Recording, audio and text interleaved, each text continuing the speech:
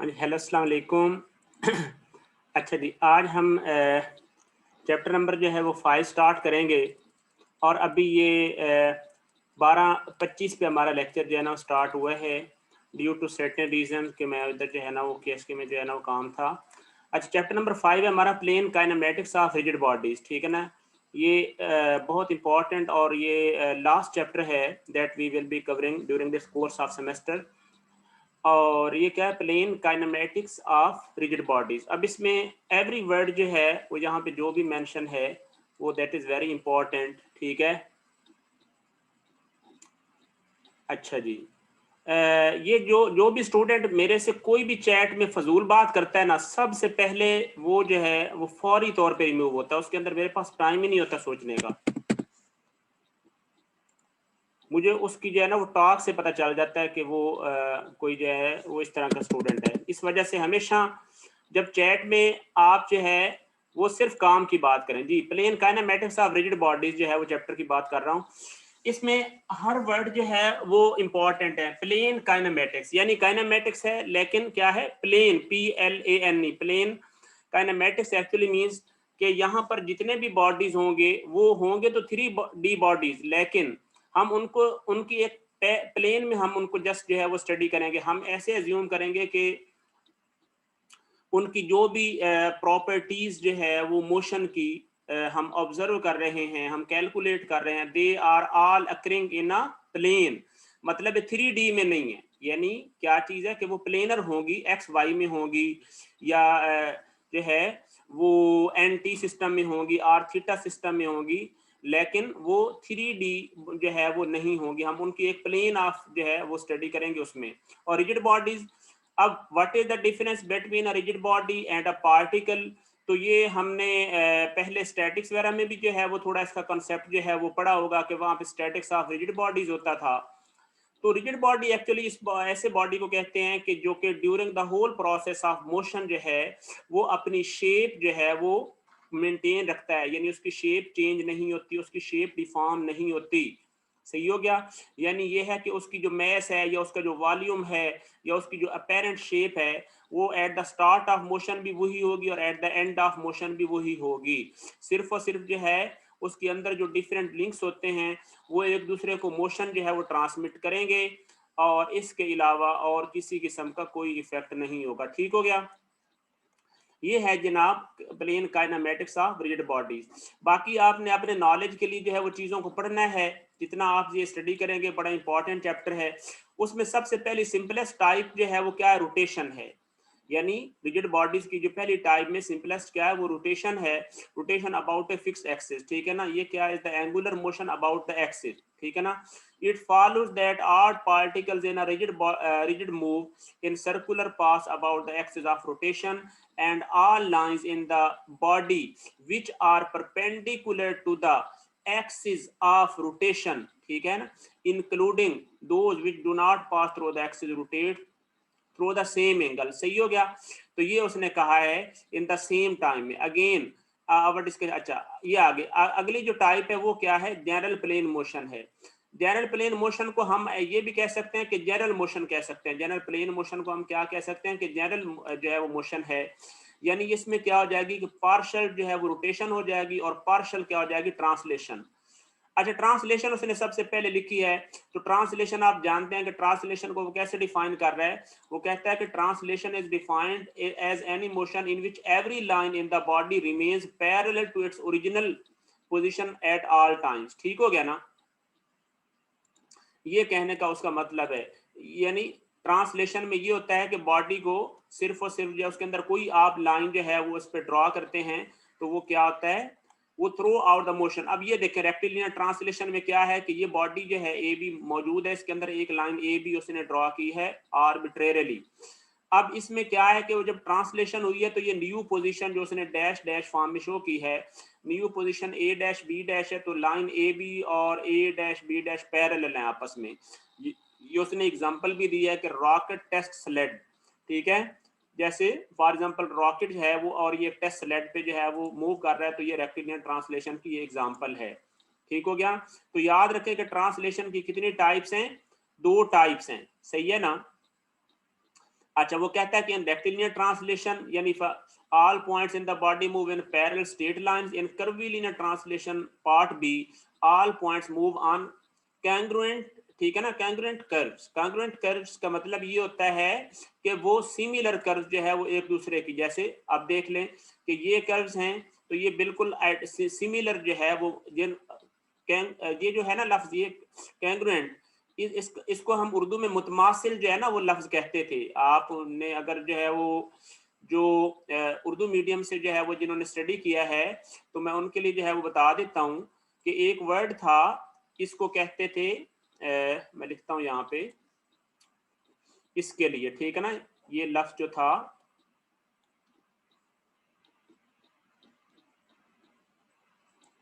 ठीक है ना,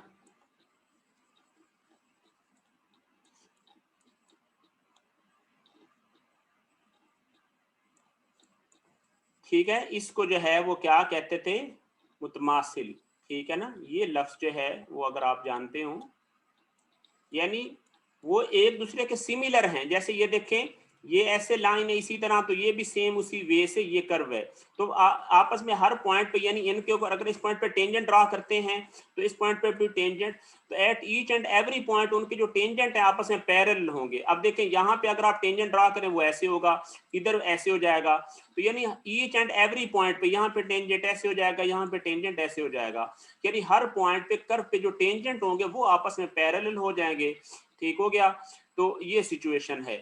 ले जी, तो इसको क्या कहते हैं, कर्विलिनियर ट्रांसलेशन। तो ट्रांसलेशन की कितनी टाइप्स हैं, there are 2 types of translation, और इन जो है वो टाइप्स को जो है वो हम कहते हैं रेक्टिलिनियर ट्रांसलेशन और कर्विलिनियर ट्रांसलेशन। ओके हो गया जी।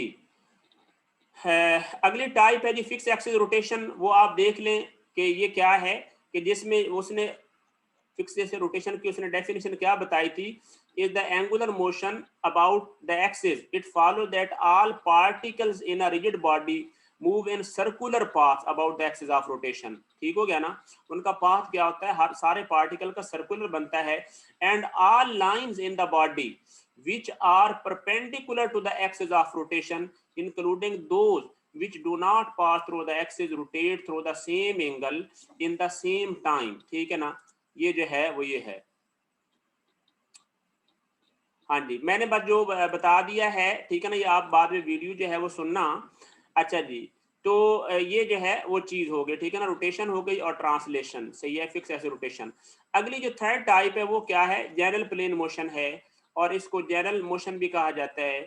इसमें क्या होता है कि ये देखें कि लाइन ए बी है, तो ये इसकी जो है वो बॉडी भी साथ साथ जो है वो क्या है, रोटेट कर रहा है और साथ ट्रांसलेट भी कर रहा है, पार्शल, ठीक है ना, यानी जनरल जो है वो मोशन है। कॉम्प्लेक्स मोशन भी इसको कहा जाता है। General plane motion is also called the complex motion. ठीक हो गया ना, क्योंकि इसमें देखें ये उसने क्या, कनेक्टिंग रॉड इन अ रेसिप्रोकेटिंग इंजन, रेसिप्रोकेटिंग इंजन में ये क्रैंक है, क्रैंक क्या प्योर रोटेशन में है। आपका जो स्लाइडर ब्लॉक है ये वाला, ये किस में है, प्योर ट्रांसलेशन में है। लेकिन जो ये पार्ट है जिसको मैं हाईलाइट कर देता हूं, ये वाला, ये पार्ट किस में है, ये कॉम्प्लेक्स मोशन में है या जनरल प्लेन मोशन में है। ये पार्ट मैं इधर जो है वो तीर का निशान भी डाल दिया इस पे, ठीक है, यानी जो ये वाला पार्ट है ये किस में है, कॉम्प्लेक्स मोशन में है, ये वाला, सही है। और जो अगर मैं इसको और बेहतरीन थोड़ा सा लेबल करूं ताकि आपको बाद में वीडियो काम आए, जस्ट अ मिनट, इसमें देखें जो ये पार्ट है ये वाला, ये है जनाब, ये कह लें कि फिक्स एक्सिस रोटेशन, ठीक है ना, ये क्या है, फिक्स एक्सिस रोटेशन है।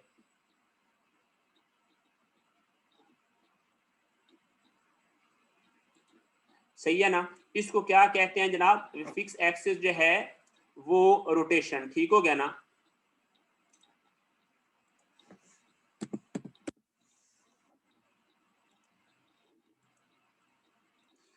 अच्छा जी, इसको क्या कहते हैं जनाब, फिक्स एक्सिस रोटेशन। और उसके बाद ये जो पार्ट है इसको क्या है, ये है प्योर ट्रांसलेशन। इसको मैं यहाँ पे ये ऊपर जो है वो बना देता हूँ, ये देखें, ठीक है ना, ये प्योर ट्रांसलेशन में है। और ये वाला जो पार्ट है ये किस में है, कॉम्प्लेक्स मोशन में है। सही हो गया ना, ये वाला पार्ट कॉम्प्लेक्स मोशन में है, ठीक है ना, ये वाला, ठीक है। कनेक्टिंग रॉड, यानी इसमें क्या होता है कि उसकी जो मोशन होती है ना प्योर ट्रांसलेशन होती है, ना प्योर क्या होती है, रोटेशन होती है, ठीक हो गया। आगे चलें जी। हाँ जी, अब आगे जो है उसने रोटेशन को जो है ना वो यही काम किया, रोटेशन में उसने इसकी डेफिनेशन वगैरह बताई है, आप इसको पढ़ना, ठीक है ना। उसने कहा है कि इसके अंदर कोई भी लाइन है तो उसके दरमियान, यानी ये जो एंगल ये बीटा है ना, ये जो चेंज है इस लाइन की, ये क्या है, वो कांस्टेंट रहती है। थीटा 1 फॉर एग्जांपल इस रेफरेंस से ये इधर गया है, ये ऐसे गया है, ठीक है ना। तो ये देखिए उसने क्या बताया है, thus all lines on a rigid body in its parallel plane of motion have the same angular displacement, ठीक है ना, and the same angular velocity and the same angular acceleration, ठीक हो गया ना। तो ये आप बस आप ना याद रखें, ठीक है ना। क्या बताया हुआ उसने कि all lines on a rigid body, किसमें, प्योर रोटेशन में। जब प्योर रोटेशन होती है तो उस केस में क्या होता है, सारी जो लाइन, जैसे ये लाइन 1 है, ये लाइन 2, ये दो ड्रॉ की हैं, इन सब की क्या चीज होती है, सेम एंगुलर डिस्प्लेसमेंट होता है किसी रेफरेंस से, यानी किसी रेफरेंस से, यानी नेट एंगुलर डिस्प्लेसमेंट उनका सेम होता है।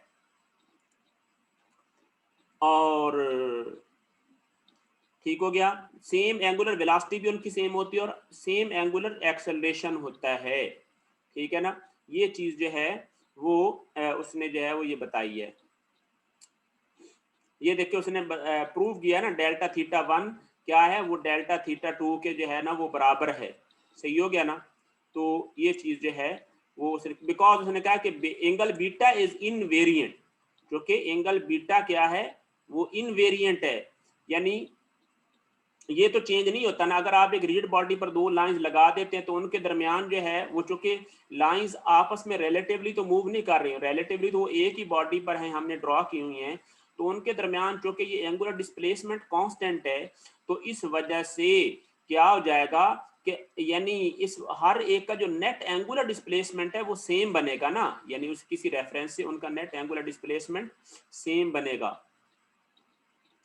अच्छा जी, अब ये बाकी उसने डेफिनेशन वही लिखी है कि अगर कांस्टेंट एंगुलर एक्सेलरेशन हो तो फिर क्या है।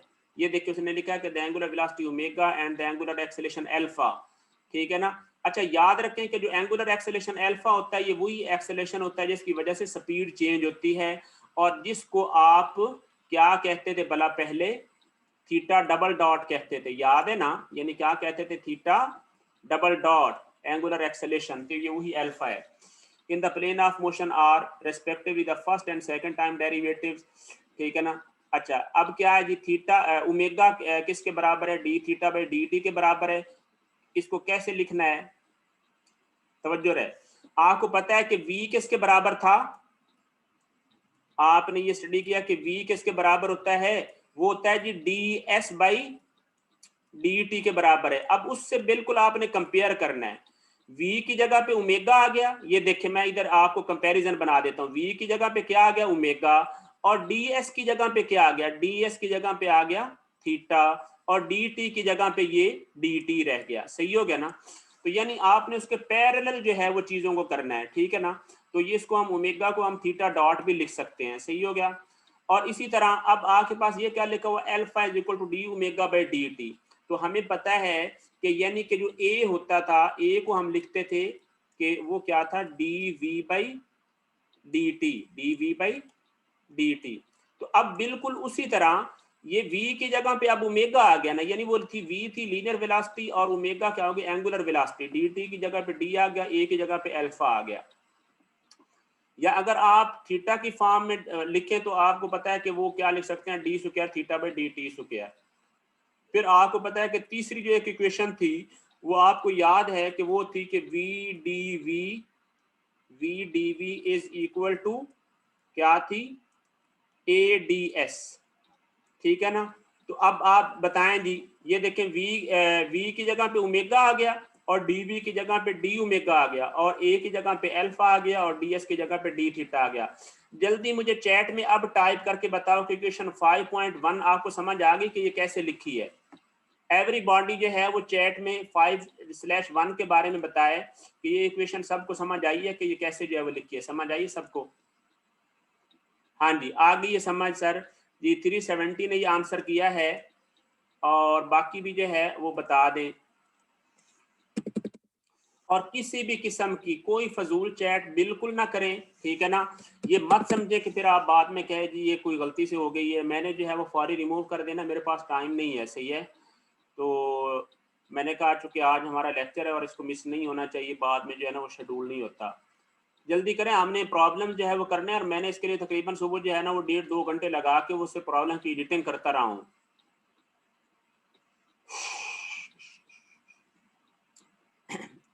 जल्दी बताएं यार, ये समझ आइए 5/1 सबको।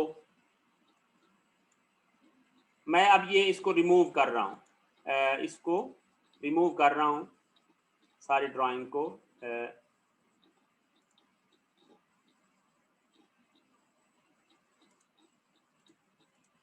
जी आगे आ जाए जी, ये आगे।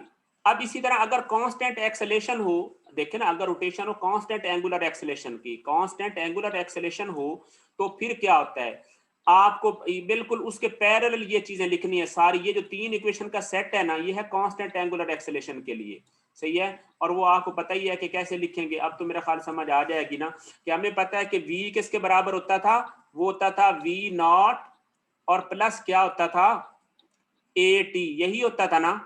तो बिल्कुल उसी तरह उसके पैरेलल लिख दिया, v की जगह पे ओमेगा आ गया, v0 की जगह पे क्या आ गया, v0 की जगह पे ओमेगा नॉट आ गया, और a की जगह पे अल्फा आ गया, और t की जगह पे t। फिर इसी तरह अगली इक्वेशन क्या होती, v स्क्वायर होती थी, v0 स्क्वायर, ठीक है ना, ठीक है, v0 स्क्वायर होती थी। तो ये सारा कुछ जो है वो हम जो है वो करते थे, ठीक हो गया ना।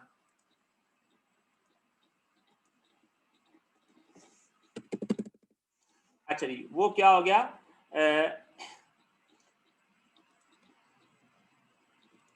v is equal to v0 और v square is equal to v0 square plus 2 alpha theta minus theta naught. ये वहां पे क्या होता था, s माइनस s नॉट होता था जी। सर फिक्स रोटेशन में भी फिक्स एक्सिस होता है, ठीक हो गया, और कर्वीलिनियर मोशन में भी नहीं नहीं। तो फिक्स्ड एक्सिस जो है वो होता है, तो दोनों में डिफरेंस क्या है, ये मैंने तो कहा ही नहीं। मैंने भाई नहीं कहा कि जो है ना जो फिक्स रोटेशन होता है, फिक्स एक्सिस होता है, वो सिर्फ फिक्स रोटेशन में होता है। जो कर्वीलिनियर ट्रांसलेशन है ना, देखो कर्वीलिनियर ट्रांसलेशन, एक बात याद रहे, आपको फर्क का पता होना चाहिए। पीछे हमने जो चैप्टर नंबर 2 में स्टडी किया था वो थी कर्वीलिनियर पार्टिकल की मोशन थी, याद रखें। वो थी कर्व जिसमें बॉडी की जो रोटेशन थी उसको निगलेक्ट किया जाता था, प्रैक्टिकली निगलेक्ट, प्रैक्टिकली बॉडी जो है वो रोटेट करता था, लेकिन उसकी जो रोटेशन थी वो पाथ के जो है वो रेडियस ऑफ कर्वेचर के मुकाबले में जो कि बहुत समाल होती थी, तो हम उस रोटेशन को निगलेक्ट कर देते थे और पार्टिकल ट्रीट करते थे। लेकिन यहाँ पे थी curvilinear translation. Curvilinear translation is a type of translation है, ठीक है ना। कर्वीलिनियर जो है वो ट्रांसलेशन क्या है, इज अ टाइप ऑफ क्या है, ट्रांसलेशन, ठीक हो गया। कर्वीलिनियर ट्रांसलेशन क्या है, ये this is a type of translation हो गई है, सही है। तो ये जो है वो इनमें फर्क है। इसमें फिक्स एक्सिस नहीं होता, कर्वीलिनियर ट्रांसलेशन में कोई एक्सिस नहीं होता, वो ट्रांसलेशन की एक टाइप है जिसमें जो है वो ये करते हैं जी। यहाँ पर sir equation of motion use होंगी, बिल्कुल इक्वेशंस ऑफ मोशन यूज होनी है, बिल्कुल उसी तरह जिस तरह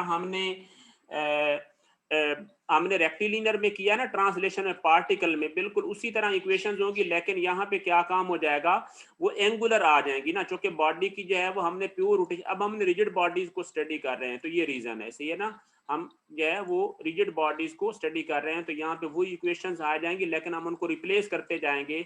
देखिए क्या कैसे रिप्लेस किया है, v की जगह पे ओमेगा आ गया है, और थीटा की जगह s की जगह पे थीटा आ गया है, और a की जगह पे अल्फा आ गया है, सारा कुछ वही है, ठीक है ना। कोई इसमें जो है वो इतना मुश्किल काम नहीं है।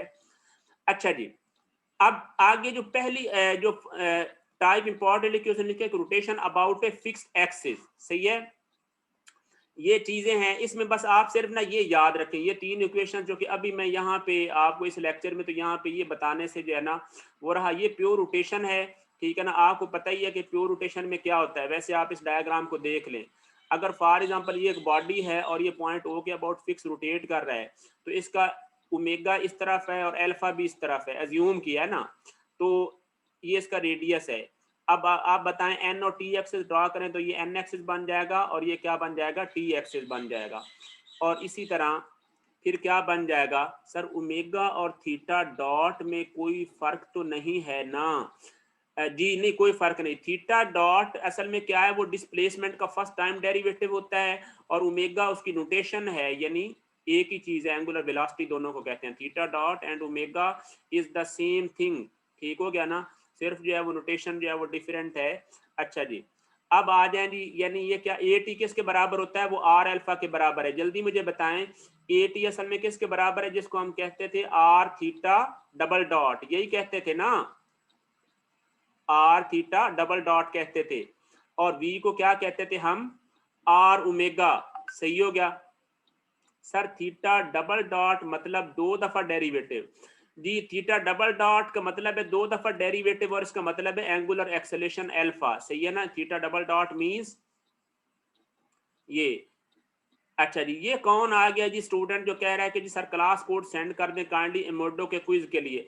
एडमोडो का क्विज मैंने जो है ना वो उस टाइम बोला भी था कि वो कल है, इस वजह से जो है वो कोई जो है वो फजूल मतलब ना जो है वो टेक्स्ट करें और ना जो है वो ऐसा काम करें, ठीक हो गया ना।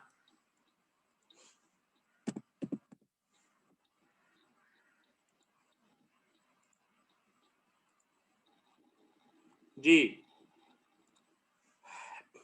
हाँ जी, ठीक हो गया सर। ये दोबारा बता दें डबल डेरिवेटिव वाला, डबल डेरिवेटिव वाला मैंने ये बताया है कि अगर थीटा जो है वो क्या हो जाएगा, double derivative theta double dot होता है, इसको एंगुलर एक्सेलेरेशन अल्फा भी कहते हैं। और ये वही जो है जो स्पीड चेंज की वजह से अगर स्पीड वेरी कर रही है, एंगुलर वेलोसिटी या उसका रेडियस वेरी कर रहा है, तो साफ ज़ाहिर स्पीड की मैग्नीट्यूड चेंज हो जाएगी। जब मैग्नीट्यूड चेंज होगी तो यहाँ पे क्या हो जाएगा, वो थीटा डबल डॉट आ जाएगा।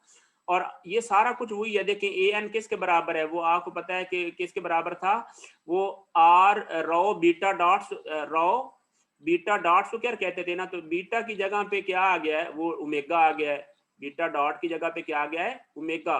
तो रो ओमेगा स्क्वायर, ये तो आप सारा जानते हैं ना, वी स्क्वायर बाई आर होता है, तो वो वी आर ओमेगा के बराबर होता है, आर नीचे आर कैंसिल हो गया सारा कुछ। सही है ना। अच्छा जी,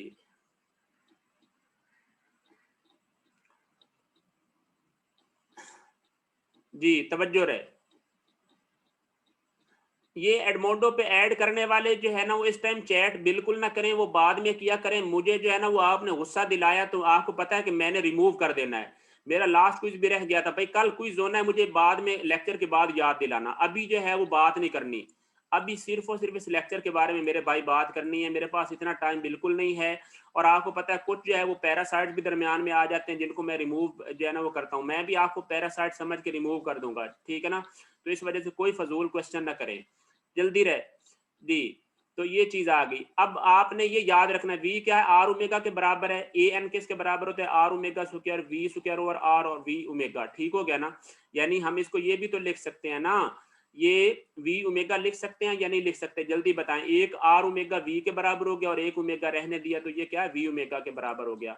और ए टी किसके बराबर है, आर अल्फा। ये तीन इक्वेशन भी याद रखनी है। इन इक्वेशन को कहते हैं स्केलर इक्वेशन। क्या कहते हैं इनको, स्केलर इक्वेशन। अगर हमने स्केलरली सॉल्व करना हो प्रॉब्लम को तो हम ये इक्वेशंस यूज करेंगे, तवज्जो रहे तवज्जो।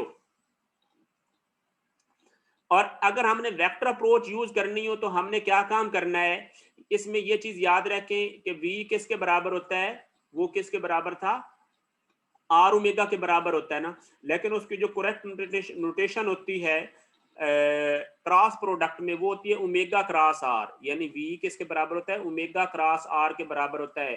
तो आपने कभी भी आर क्रॉस ओमेगा नहीं लिखना।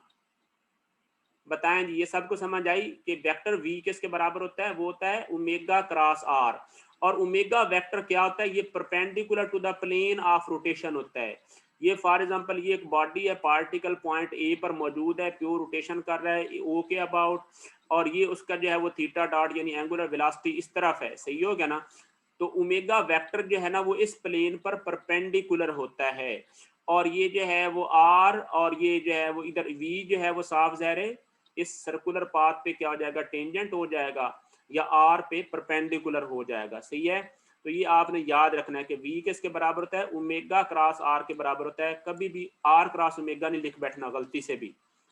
अब आप इसका फर्स्ट डेरिवेटिव लें, किसका, v का, तो एक्सेलेरेशन आना है, वो कैसे आएगा भला, ये देखें v डॉट, तो अब जब आप इसका फर्स्ट डेरिवेटिव लेंगे तो किसके बराबर हो जाएगा, ओमेगा डी ओमेगा और डी आर। तो आप पहले क्या क्या आर डॉट का डेरिवेटिव आ जाएगा, तो ओमेगा क्रॉस आर डॉट आ जाएगा। आर डॉट को फर्दर जो है वो हम लिख सकते हैं कि वो वेलोसिटी के बराबर था ना, तो ये आ गया जी ओमेगा क्रॉस आर, ठीक हो गया ना। यानी वी आर डॉट असल में क्या था, वी के बराबर था, और वी किसके बराबर था, वो ओमेगा क्रॉस आर के था, उसकी वैल्यू पुट कर दी है यहाँ पे। और आगे क्या चीज आ जानी है, जब हमने सेकंड मतलब जो कि दो फंक्शंस है ना, दोनों वेरिएबल हैं, दूसरे का डेरिवेटिव लेना है तो किसके बराबर हो जाएगा, वो जाएगा omega dot cross r. Omega dot को हम अल्फा कह देते हैं, ओमेगा डॉट को क्या कहते हैं, अल्फा। सही है ना, ये देखें ओमेगा डॉट की जगह पे अल्फा लिख दिया है, और ओमेगा क्रॉस आर वी के बराबर था, तो एक हमारे पास किसके बराबर हो गया जाए, ओमेगा क्रॉस वी और प्लस जो है वो अल्फा क्रॉस आर। सही हो गया, याद रख लें कि जो अगर आप क्रॉस वेक्टर प्रोडक्ट जो है वो लगाते हैं वेक्टर नोटेशन से, तो जो नॉर्मल एक्सेलेरेशन होता है यानी ए एन, वो ओमेगा क्रॉस वी के बराबर होता है, और जो टेंजेंशियल एक्सेलेरेशन होता है वो अल्फा क्रॉस आर के बराबर होता है। जल्दी बताएं जी, सबको ये बात समझ आई है, यानी जो नॉर्मल एक्सेलेरेशन होता है वो किसके बराबर होता है, ओमेगा क्रॉस वी के बराबर। सही है, वो होता है ओमेगा क्रॉस वी के बराबर, ये हो जाएगा नॉर्मल एक्सेलरेशन, और अल्फा क्रॉस आर हो जाएगा टेंजेंशियल एक्सेलरेशन। और जो टेंजेंशियल एक्सेलरेशन होता है वो हमेशा जो है वेलोसिटी की डायरेक्शन में होता है, अगर जो है वो एंगुलर वेलोसिटी इंक्रीज हो रही है, और अगर एंगुलर वेलोसिटी डिक्रीज हो रही हो तो उसके अपोजिट हो जाता है। जबकि ओमेगा क्रॉस वी जो है ये नॉर्मल एक्सेलरेशन होता है, और ये हमेशा towards the centre of rotation होता है या एक्सिस ऑफ रोटेशन होता है। सही हो गया, ये बात सारी याद रख लें, क्योंकि कल भी एक आपका क्विज है, और इंशाल्लाह इससे अगले हफ्ते इस हम प्योर रोटेशन का भी हम क्विज लेंगे। अब हमारा हर वीक एक क्विज हुआ करेगा, क्यों, क्योंकि हमने काम करते रहना है, और ताकि आप भी जो है वो ये सारा सिलेबस पढ़ा करें। सो एवरी वीक हम जो है वो 10 नंबर का 10 क्वेश्चंस का क्विज करेंगे, ठीक हो गया। अब बताएं ये सबको समझ आई है, ओमेगा क्रॉस वी, इसमें कभी गलती से भी वी क्रॉस ओमेगा नहीं लिखना। अगर जब आप वेक्टर प्रोडक्ट डेफिनेशन ले रहे हो तो आपने हमेशा क्या काम करना है, ओमेगा क्रॉस वी और अल्फा क्रॉस आर, ठीक है ना, ये हो जाएगा टेंजेंशियल एक्सेलरेशन। अब उसने ये नीचे चीजें बता दी हैं, देख लें, उसने नीचे लिख भी दिया है V omega cross R, A N omega cross R, या V omega omega cross V आ गया, और A T alpha cross R, ये याद रख लें। सही है ना, ये सारी जबानी याद रखनी है, कोई फार्मूले एग्जाम में नहीं गिवन, उन्हें जबानी याद होने चाहिए। ये आगे आप पढ़ लेना, ये 5/1 ये प्रॉब्लम्स आप माशाल्लाह करेंगे, सारे इंपॉर्टेंट हैं, बड़े इंटरेस्टिंग हैं। अब मैं आ जाए जी, प्रॉब्लम नंबर भला कौन सा है,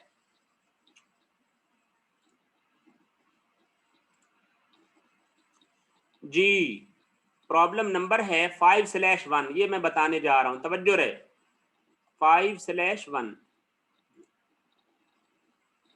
सर आप फार्मूला दे दें एग्जाम में या कैरी कर सकते हैं, ना कैरी कर सकते हैं ना मैंने फार्मूलाज देने हैं, जो इस सब्जेक्ट में यूज होते हैं चंद एक फार्मूलाज, और वो रटे होने चाहिए, या कोई डेरिवेशन है तो उधर मौके पे ड्राइव करेंगे। इस सब्जेक्ट में कोई फार्मूलाज नहीं आते, ना आपने साथ लाने हैं। अगर आप साथ लाएगा भी कोई तो उसको जो है ना वो जो है वो बूटी जो है वो कंसीडर किया जाएगा, और उससे उसका पेपर कैंसिल भी हो सकता है। कोई साथ फार्मूले लिख के नहीं लाने, ना हाथों पे लिखने हैं, ना चेयर पे लिखने हैं, ना बुक पे लिखने हैं, कहीं पे नहीं लिखने हैं। सही है, और सिर्फ जबानी याद करके आने, जो इसके अंदर कोई नहीं कोई डिजाइन के फार्मूले इतने मुश्किल आसान हैं, ये याद होने चाहिए, ठीक है ना। और इसके बारे में दोबारा क्वेश्चन भी नहीं करना मेरे से फजूल।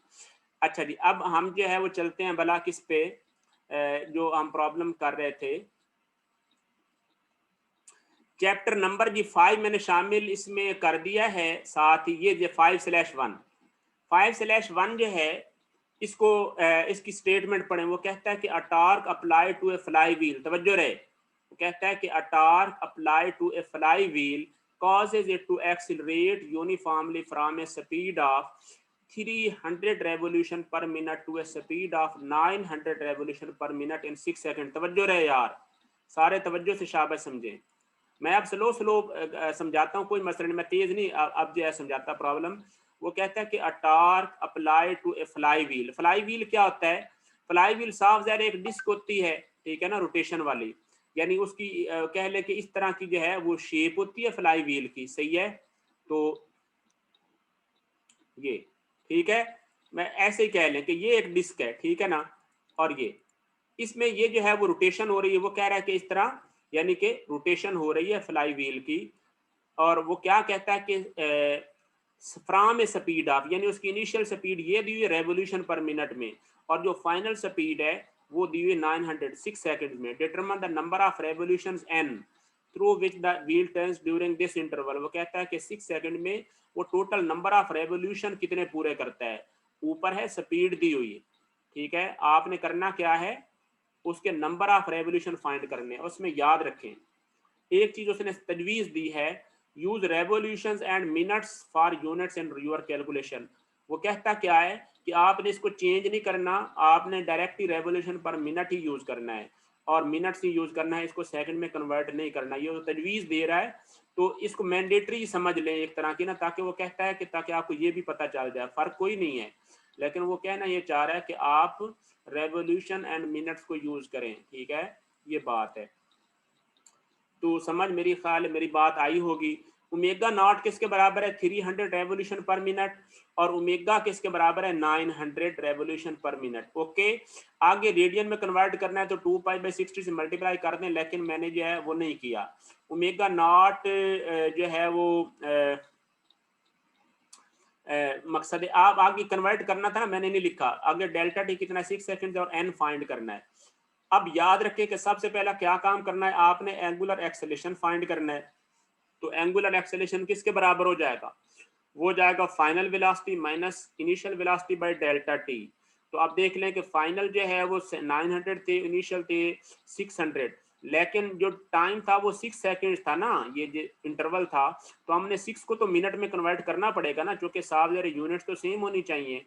तो ये जाके आंसर आ जाता है 6000 रेवोल्यूशन पर मिनट, यानी ये आ गया हमारे पास एंगुलर एक्सेलेरेशन। जल्दी चैट में टाइप करो कि ये अल्फा वाली इक्वेशन सबको समझ आई है या नहीं आई, जल्दी बताओ, शाबाश एवरीबॉडी बताओ, अल्फा समझ आया सबको?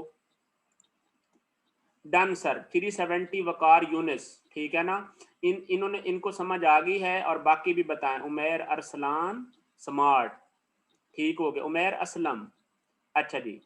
तो आगे भी बताएं यार, अपने रोल नंबर के साथ लिखा करो, ठीक है ना। अब आप अपने जो है वो इस तरह के जो है वो नाम जो है वो इलॉजिकल रखोगे, सही है ना, तो तंग ना किया करें टीचर को।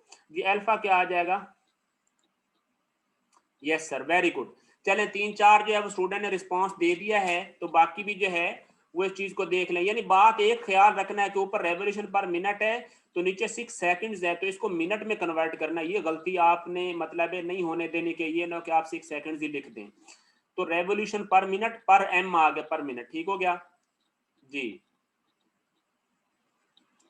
अच्छा जी, तो ये चीज आ गई।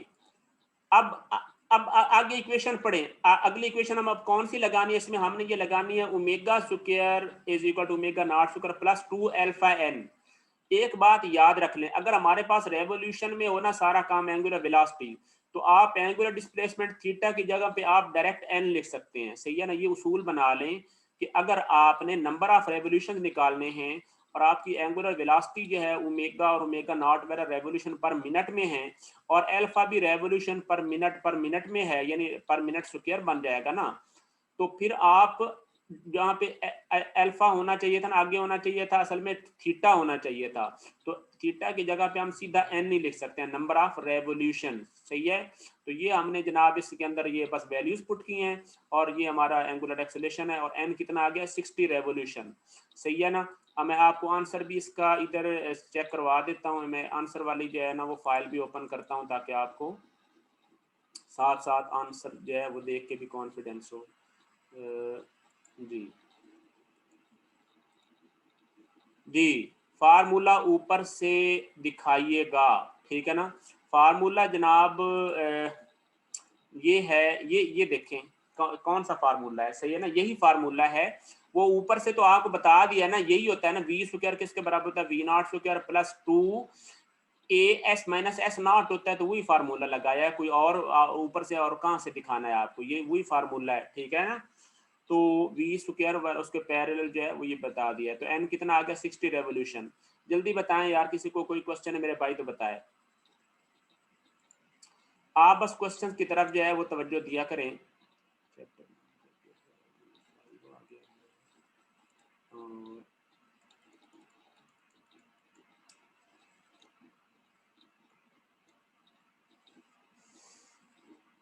जी नहीं बताना, ये देखिए जी एन कितना आ गया 60 रेवोल्यूशन, एन कितना आ गया 60 रेवोल्यूशन, तो ओके हो गया।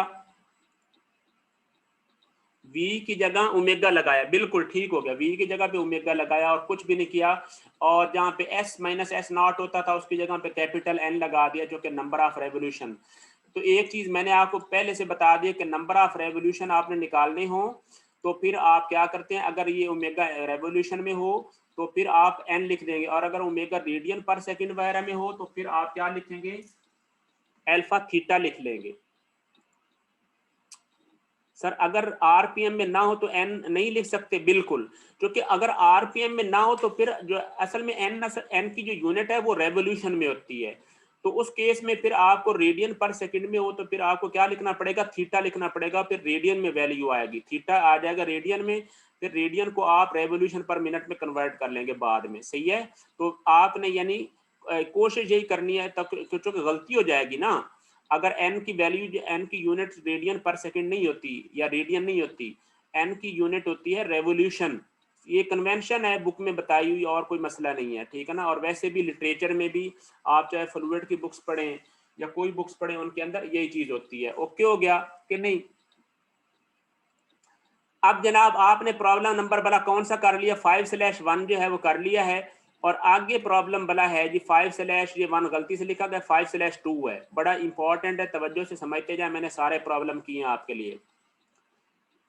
प्रॉब्लम नंबर है जी 5/2, तवज्जो रहे आपकी। सर सैंपल प्रॉब्लम सारे करने हैं जी, सारे करने हैं, सैंपल प्रॉब्लम सारे ही करने हैं, आप आपको आ जाएंगे, बड़ा इंपॉर्टेंट चैप्टर है। और याद रहे कि ये चैप्टर वो चैप्टर है जो कि मशीनरी में यूज होता है, और ये आगे काइनेमेटिक्स आपके मैकेनिज्म मशीन वगैरह में आपको हेल्प करेगा, इसको तवज्जो से आपने पढ़ना है। हाँ जी, अच्छा जी। तो 5/2 में वो कहता है the circular sector rotates about a fix axis through point O with angular velocity. ये सर्कुलर सेक्टर दिया हुआ है, और इसको वो क्या कहता है कि ओमेगा 2 रेडियन पर सेकंड, ठीक है ना, ये उसकी वैल्यूज जो है वो दी हुई हैं। And angular acceleration alpha is equal to 4 radians per second square, ठीक है ना, ये एंगुलर एक्सेलेरेशन भी दिया हुआ है और एंगुलर वेलोसिटी भी दी हुई with the direction as shown. Determine the